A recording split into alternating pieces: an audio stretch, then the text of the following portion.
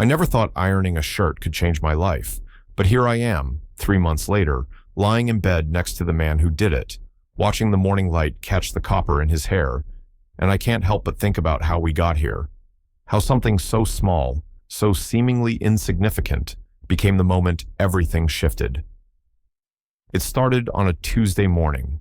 I remember because Tuesdays were always my worst days, the day when the weight of my mediocre life felt heaviest. I'd been unemployed for 4 months, living off savings that were running dangerously low, sending out applications to companies that never responded, going to interviews that went nowhere. My roommate, Marcus, had found me on Craigslist 6 months earlier when I desperately needed a place after my ex kicked me out. The apartment was small, a 2-bedroom in a building that had seen better decades, but it was affordable, and Marcus seemed normal enough. Quiet.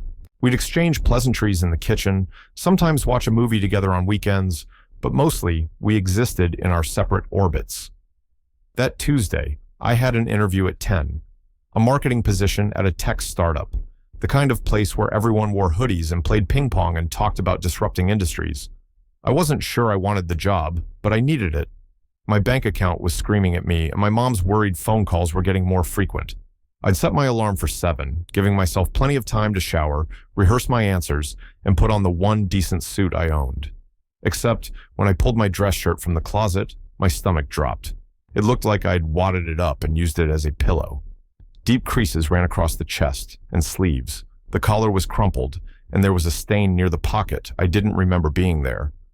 I'd worn it to my last interview 2 weeks ago, and apparently just hung it back up without thinking, without caring. That's where I was mentally, just going through the motions, not even maintaining the basic tools I needed to present myself to the world. I stood there holding this disaster of a shirt, feeling the panic rise in my chest. I didn't own an iron. That was something I'd left behind with my old life, the one where I had my shit together, where I meal prepped on Sundays and kept my clothes organized and believed I was going somewhere. Now I was this person, the guy who couldn't even keep a shirt ready for an interview, who was probably going to show up looking like he'd slept in his car. I heard Marcus's door open. He was an early riser, always up by 6:30, always put together in a way that seemed effortless.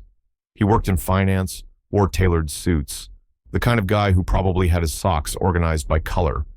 We'd never talked about anything real, never ventured past surface-level roommate small talk, but something about the desperation of that moment made me step into the hallway. He was heading to the bathroom, already dressed in charcoal slacks and a crisp white undershirt, his dark hair still damp from the shower. When he saw me standing there with my wrinkled shirt, something shifted in his expression. Not pity exactly, but recognition maybe. Like he saw something in my face that he understood. I must have looked pathetic because before I could even ask, he said, "Interview today?" His voice was deeper than I expected, warm somehow, even though we were basically strangers sharing an address. I nodded, holding up the shirt like evidence of my failure. "Yeah, 10 o'clock. I don't have an iron, and this is bad." He didn't hesitate. "I have one. Give it here." I should have felt embarrassed. A grown man, 28 years old, having to ask his roommate to iron his shirt like he was a kid getting ready for school pictures. But Marcus just took it from my hands and walked toward his room, and something about the casualness of the gesture made it feel less humiliating, like he wasn't judging me, just solving a problem. "I can do it myself if you show me where it is," I called after him. He turned back, and I noticed for the first time that his eyes were this striking hazel, more green than brown in the morning light. "When's the last time you ironed something?" "Honestly, never. My ex always did it." A small smile touched his lips. "Then let me. You'll just make it worse. Go shower, get ready. I'll have it done in 15 minutes. I wanted to argue, to maintain some shred of dignity, but I also knew he was right. So I showered, letting the hot water beat against my shoulders while I tried to calm the anxiety churning in my gut. This interview had to go well. I was running out of chances, running out of time, running out of the ability to pretend everything was fine. When I came back to my room in a towel, the shirt was hanging on my door handle. I stood there for a moment, just staring at it. It looked brand new. Every crease was gone, the fabric smooth and crisp, the collar perfectly pressed. Even the stain had somehow been treated and removed. He must have heard me come out of the bathroom because his door opened again. "Better?" he asked. I couldn't find words immediately. It was such a small thing, ironing a shirt, but it felt enormous. It felt like someone had seen me struggling and decided to help without making a big deal about it, without expecting anything in return. I'd been so alone in my failure for months, so isolated in my downward spiral, that this simple act of kindness hit me harder than it should have. "It's perfect," I managed. "Thank you, really. I don't know what I would have done." He shrugged, but his eyes held mine for a beat longer than necessary. "Good luck today. I hope you get it." The interview went better than expected. Maybe it was the confidence that came from wearing a properly ironed shirt, or maybe I was just due for something to go right, but I walked out feeling like I'd actually connected with the interviewers. They said they'd be in touch within a week. I let myself believe it might be true. When I got home that afternoon, Marcus was already there, sitting at our small kitchen table with his laptop, still in his work clothes, but with his tie loosened and sleeves rolled up. He looked up when I came in, and there was something expectant in his expression that made my heart do a weird little flip. "How'd it go?" I dropped my bag and leaned against the counter. "I think it went well. Really well, actually. They seemed interested." "That's great." He smiled, and it was genuine, reaching his eyes in a way that made him look younger, less guarded. "Told you that shirt would do the trick." "It wasn't the shirt," I said, though maybe it was partially the shirt. "But thank you again. I owe you." "You don't owe me anything." But I felt like I did. I felt like this stranger who I'd been living with for 6 months had shown me more care in one morning than most people in my life had shown me in the past year. So I did something impulsive, something that wasn't really like me anymore. "Let me cook dinner, as a thank you." He raised an eyebrow. "You cook?" "I used to, before everything fell apart. I was actually pretty good at it." He closed his laptop, giving me his full attention. "What fell apart?" And there it was, the opening into real conversation, into something beyond roommate pleasantries. I could have deflected, kept my walls up, maintained the distance we'd established. But something about the way he'd helped me that morning, the way he was looking at me now with what seemed like genuine interest, made me want to try. My relationship, my job, my sense of who I was supposed to be. Pretty much everything, actually.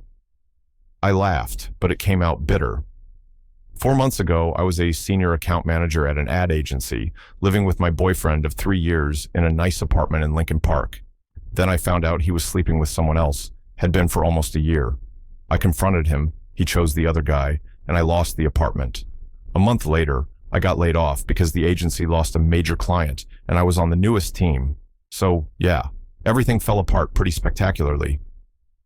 Marcus was quiet for a moment, and I worried I'd overshared, dumped too much on someone who was just being polite.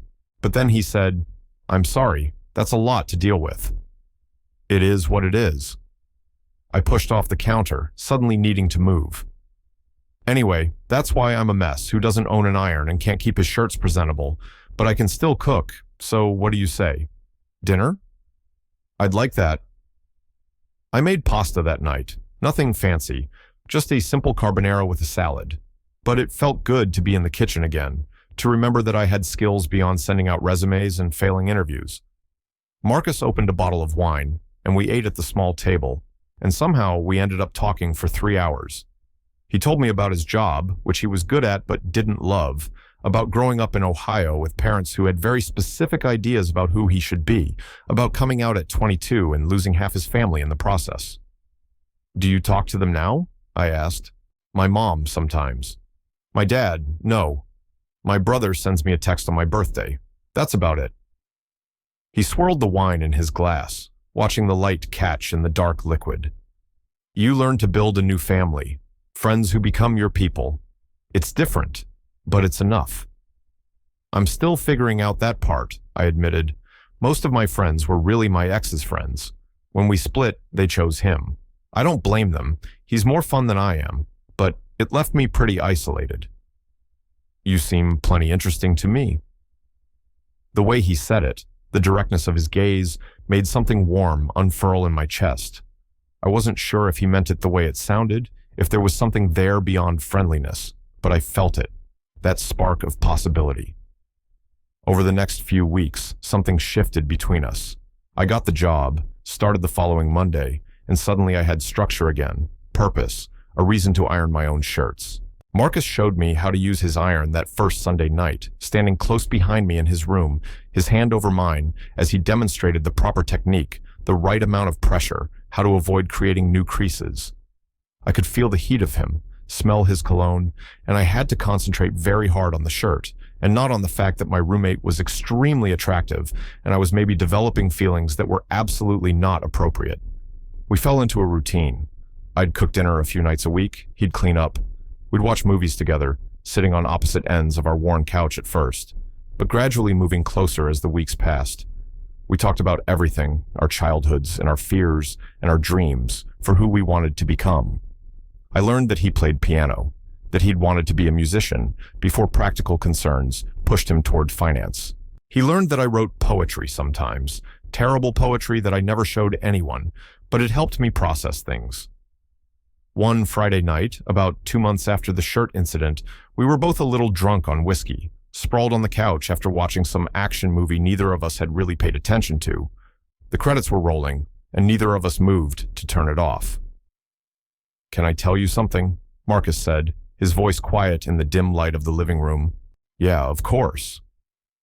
That morning, when you needed your shirt ironed, I'd been standing in my room for 20 minutes, trying to work up the courage to knock on your door and ask if you wanted to grab coffee. My heart started beating faster. "What?" He turned to look at me, and we were closer than I'd realized, just inches apart. "I'd had this crush on you basically since you moved in. The way you'd shuffle into the kitchen in the morning, still half asleep, making coffee in that ratty university t-shirt you always wore. The way you'd hum when you cooked, even when you were sad. I wanted to get to know you, but I didn't know how to bridge that gap without making it weird. So you ironed my shirt." "So I ironed your shirt." He smiled, soft and a little vulnerable. Seemed like a safer approach than just admitting I thought you were beautiful.